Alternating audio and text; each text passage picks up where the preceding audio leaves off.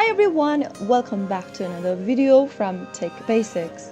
In this video, we will be learning how to delete Kwik Trip Rewards account.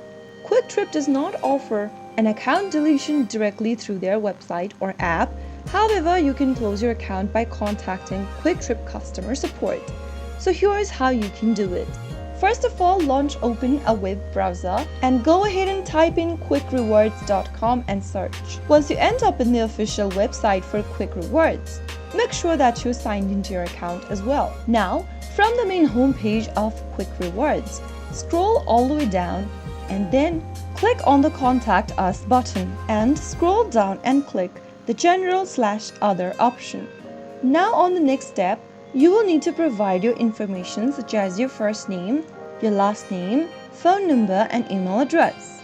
In the comment or question tab, go ahead and type in that you'd like to delete your account and finally click on submit.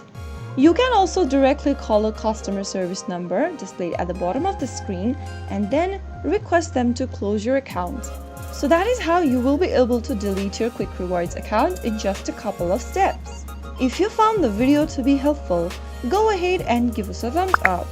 Don't forget to subscribe to the channel by hitting the subscribe button.